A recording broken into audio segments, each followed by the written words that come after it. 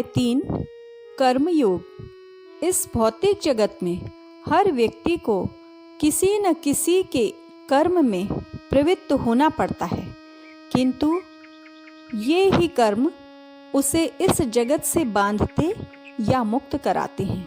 निष्काम भाव से परमेश्वर की प्रसन्नता के लिए कर्म करने से मनुष्य कर्म के नियम से छूट सकता है और आत्मा तथा परमेश्वर विषयक दिव्य ज्ञान प्राप्त कर सकता है। आइए सुनते हैं अध्याय 3 कर्मयोग। अर्जुन उवाच जायसी चेत कर्मणस्ते मता बुद्धिर्जनार्दन तत्किं कर्मणि घोरे माम नियोजयसि केशव। अर्जुन ने कहा, हे जनार्दन, हे केशव, यदि आप बुद्धि को सकाम कर्म से श्रेष्ठ समझते हैं तो फिर आप मुझे इस घोर युद्ध में क्यों लगाना चाहते हैं? मिश्रेणेव वाक्येन बुद्धि मोहयसीव मे तदेकं वद निश्चित्य येन श्रेयोहमाप्नुयाम। अर्थात आपके व्यामिश्रित अनेकार्थक उपदेशों से मेरी बुद्धि मोहित हो गई है, अतः कृपा करके निश्चय पूर्वक मुझे बताएं कि इनमें से मेरे लिए सर्वाधिक श्रेयस्कर क्या होगा।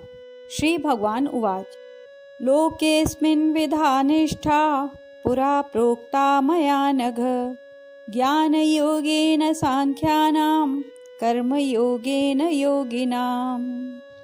अर्थात श्री भगवान ने कहा, हे निष्पाप अर्जुन, मैं पहले ही बता चुका हूँ कि आत्म साक्षात्कार का प्रयत्न करने वाले 2 प्रकार के पुरुष होते हैं।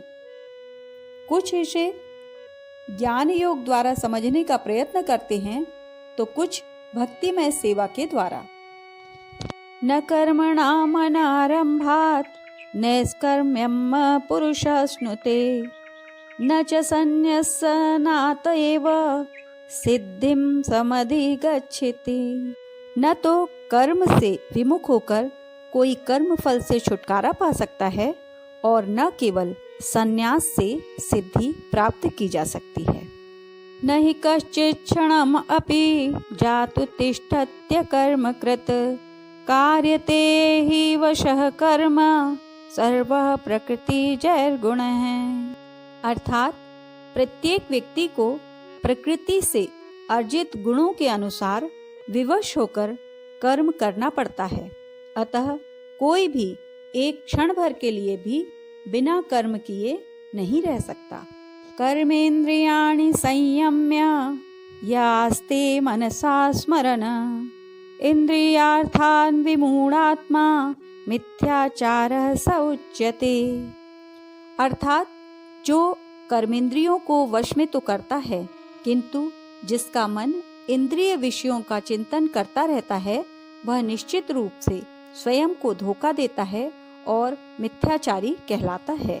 यस्त्वेन्द्रियाणि मनसा नियम्यारभते अर्जुन कर्मेन्द्रियः कर्मयोगम् असक्तः स विशिष्यते। अर्थात दूसरी ओर यदि कोई निष्ठावान व्यक्ति अपने मन के द्वारा कर्मेंद्रियों को वश में करने का प्रयत्न करता है और बिना किसी आसक्ति के कर्मयोग कृष्ण भावनामृत में प्रारंभ करता है तो वह अति उत्कृष्ट है। नियतं कुरु कर्म त्वं कर्म ज्यायो हि कर्मणः शरीर यात्रापि च तेन प्रसिद्ध्येत कर्मणः। अर्थात अपना नियत कर्म करो, क्योंकि कर्म न करने की अपेक्षा कर्म करना श्रेष्ठ है। कर्म के बिना तो शरीर निर्वाह भी नहीं हो सकता।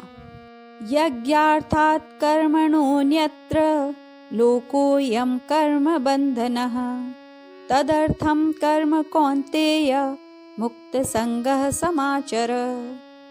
अर्थात श्री विष्णु के लिए यज्ञ रूप में कर्म करना चाहिए, अन्यथा कर्म के द्वारा इस भौतिक जगत में बंधन उत्पन्न होता है। अतः हे कुंती पुत्र, उनकी प्रसन्नता के लिए अपने नियत कर्म करो। इस तरह तुम बंधन से सदा मुक्त रहोगे। सह यज्ञा प्रजा सृष्ट्वा पुरुवाच प्रजापतिः अनेन प्रसविष्वध्व मेषवोत्विष्ट कामधुक्। अर्थात सृष्टि के प्रारंभ में समस्त प्राणियों के स्वामी प्रजापति ने विष्णु के लिए यज्ञ सहित मनुष्यों तथा देवताओं की संततियों को रचा और उनसे कहा, तुम इस यज्ञ से सुखी रहो, क्योंकि इसके करने से तुम्हें सुखपूर्वक रहने तथा मुक्ति प्राप्त करने के लिए समस्त वांछित वस्तुएं प्राप्त हो सकेंगी। देवान् भावयतानेन ते देवा भावयन्तु वः परस्परं भावयन्तः श्रेयः परमवाप्स्यथ। अर्थात यज्ञों के द्वारा प्रसन्न होकर देवता तुम्हें भी प्रसन्न करेंगे और इस तरह मनुष्यों तथा देवताओं के मध्य सहयोग से सबों को संपन्नता प्राप्त होगी। इष्टान् भोगान् हि वो देवा दास्यन्ते यज्ञ भाविता तैर्दत्तान् प्रदायेभ्यो यो भुंगे स्तेन एव सह। अर्थात जीवन की विभिन्न आवश्यकताओं की पूर्ति करने वाले विभिन्न देवता यज्ञ संपन्न होने पर प्रसन्न होकर तुम्हारी सारी आवश्यकताओं की पूर्ति करेंगे, किंतु जो इन उपहारों को देवताओं को अर्पित किए बिना भोगता है वह निश्चित रूप से चोर है। यज्ञ शिष्टासिनः संतो मुच्यन्ते सर्व किल विषय भुंजते ते त्वघं पापा ये पंचात्म कारणात्। अर्थात भगवान के भक्त सभी प्रकार के पापों से मुक्त हो जाते हैं, क्योंकि वे यज्ञ में अर्पित किए भोजन प्रसाद को ही खाते हैं। अन्य लोग जो अपने इंद्रिय सुख के लिए भोजन बनाते हैं वे निश्चित रूप से पाप खाते हैं। अन्नाद् भवन्ति भूतानि पर्जन्यादन्न संभवः यज्ञाद् भवन्ति पर्जन्यो यज्ञ कर्म समद्भवः।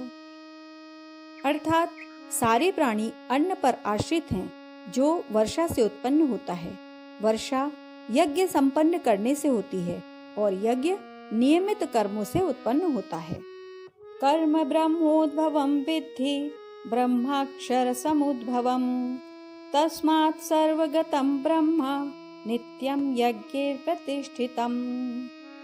अर्थात वेदों में नियमित कर्मों का विधान है और ये वेद साक्षात श्री भगवान परब्रह्म से प्रकट हुए हैं। फलतः सर्वव्यापी ब्रह्म यज्ञ कर्मों में सदा स्थित रहता है। एवं प्रवर्तितं चक्रं नानुवर्तयति हयः आघायुरिन्द्रियारामो मोघं पार्थ सजीवति। अर्थात हे प्रिय अर्जुन, जो मानव जीवन में इस प्रकार वेदों द्वारा स्थापित यज्ञ चक्र का पालन नहीं करता वह निश्चय ही पाप में जीवन व्यतीत करता है। ऐसा व्यक्ति केवल इंद्रियों की तुष्टि के लिए ही व्यर्थ ही जीवित रहता है। यस्त्वात्मरतिरेव स्याद् आत्मतृप्तश्च मानवः आत्मन्येव च सन्तुष्टः तस्य कार्यं न विद्यते। अर्थात किंतु जो व्यक्ति आत्मा में ही आनंद लेता है तथा जिसका जीवन आत्म साक्षात्कार युक्त है और जो अपने में ही पूर्णतया संतुष्ट रहता है उसके लिए कुछ करणीय कर्तव्य नहीं होता। नैव तास्य प्रत्यनार्थो नाकृते नेह कश्चन न चास्य सर्वभूतेषु कश्चिदर्थ व्यपाश्रयः।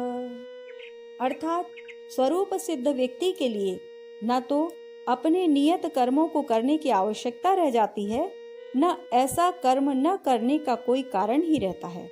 उसे किसी अन्य जीव पर निर्भर रहने की आवश्यकता भी नहीं रह जाती। तस्माद् सक्तः सततं कार्यं कर्म समाचर असक्तो आचरन् कर्म परमाप्नोति पुरुषः।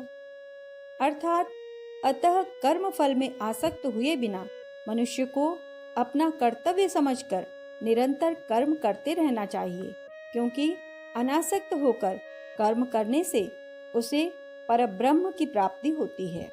कर्मणैव हि संसिद्धिम् आस्थिता जनकादयः लोक संग्रहमेवापि संपश्यन् कर्तुमर्हसि। अर्थात जनक जैसे राजाओं ने केवल नियत कर्मों को करने से ही सिद्धि प्राप्त की, अतः सामान्य जनों को शिक्षित करने की दृष्टि से तुम्हें कर्म करना चाहिए।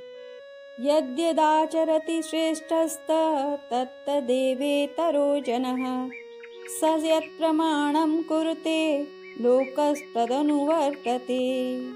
अर्थात महापुरुष जो आचरण करता है, सामान्य व्यक्ति उसी का अनुसरण करते हैं।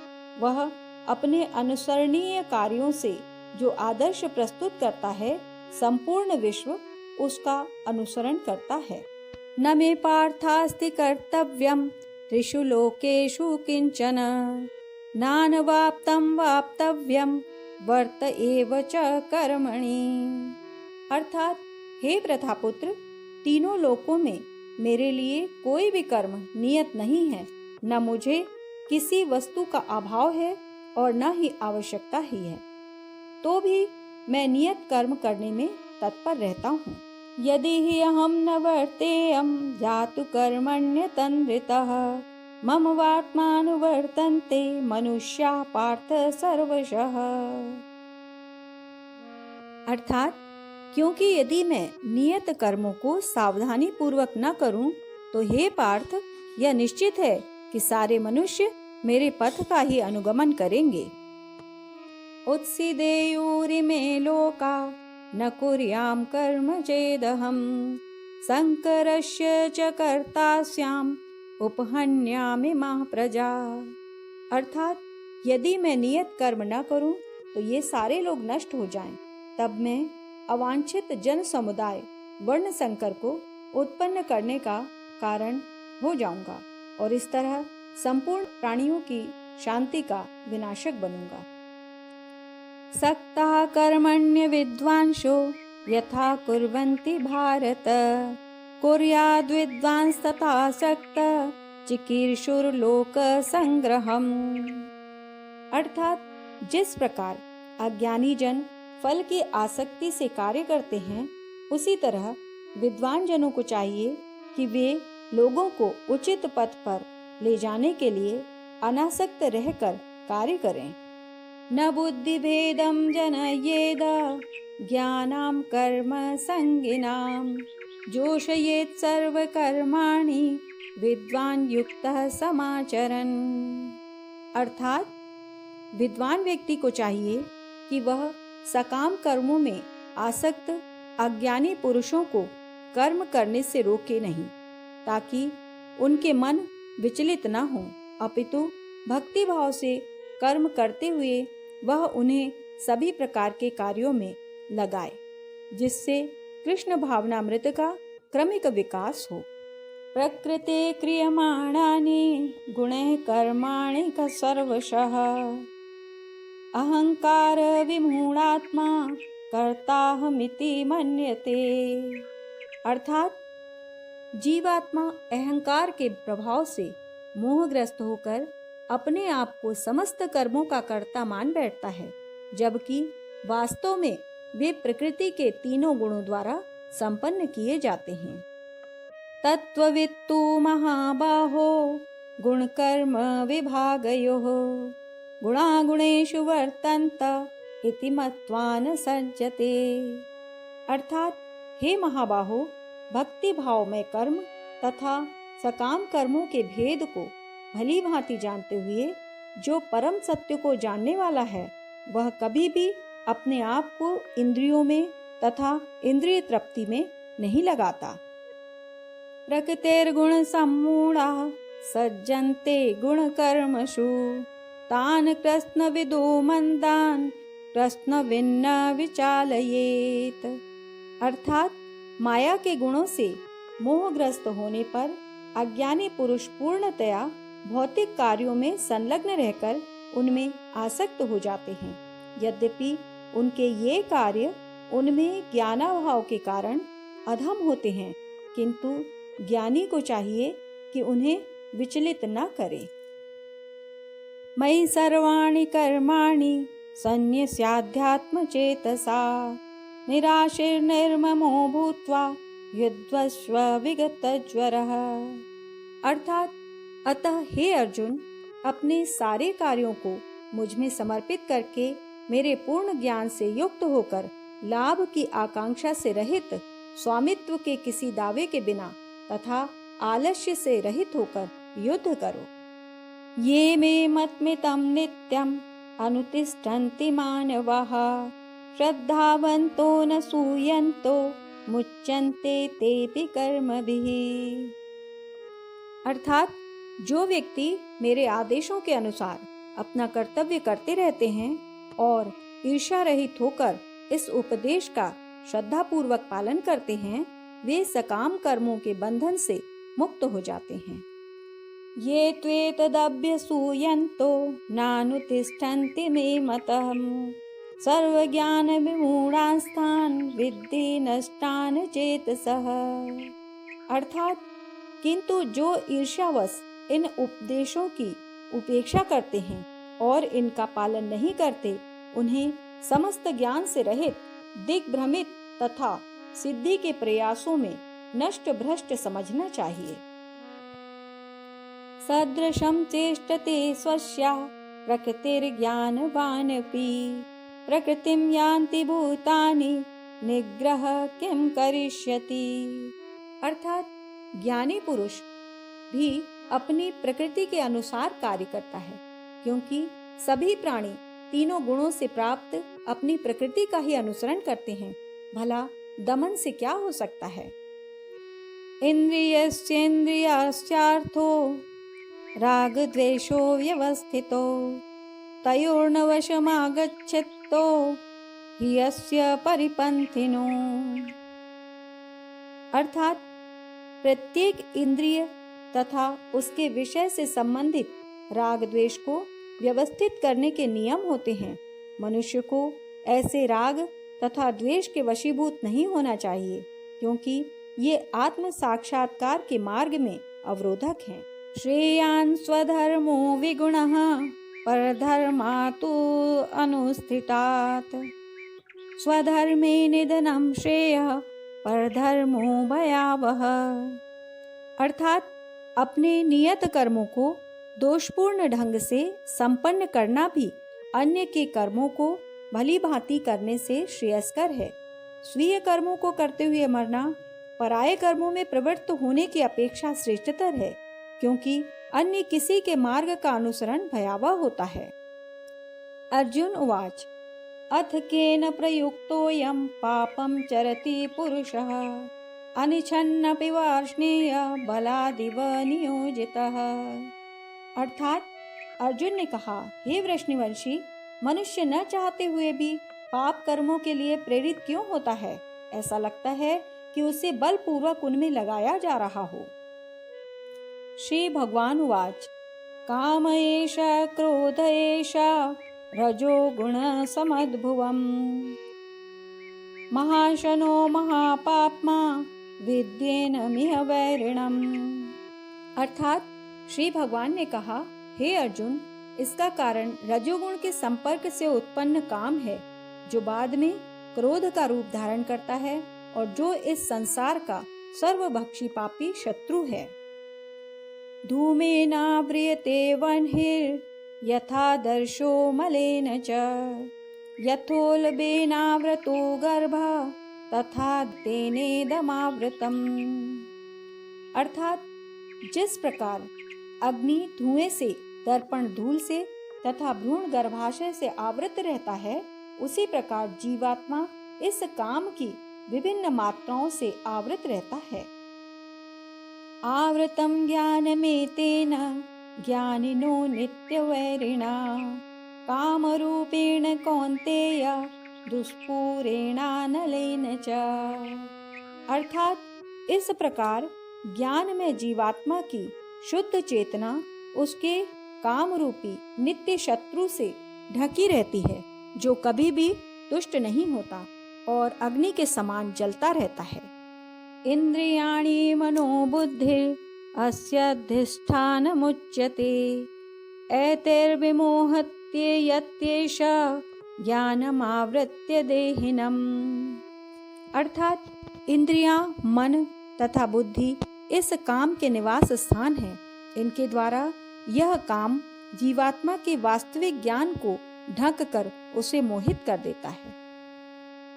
तस्मात् त्वम् इंद्रियाण्यादो नियम्य भरतर्षभ, पाप्मानं प्रजह्येनं ज्ञान विज्ञान नाशनम्।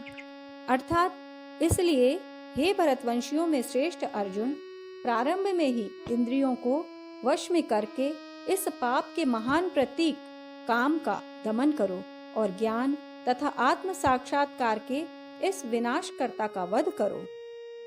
इंद्रियाणि पराण्याहो इंद्रियेभ्यः परं मनः, मनसस्तु परा बुद्धिर् यः बुद्धेः परतस्तु सः। अर्थात कर्मेंद्रियां जड़ पदार्थ की अपेक्षा श्रेष्ठ हैं, मन इंद्रियों से बढ़कर है और बुद्धि मन से भी उच्च है और यह आत्मा बुद्धि से भी बढ़कर है। एवं बुद्धे परम बुद्ध्वा संस्तभ्यात्मानमात्मना, जहि शत्रुं महाबाहो काम रूपम दुरासदम।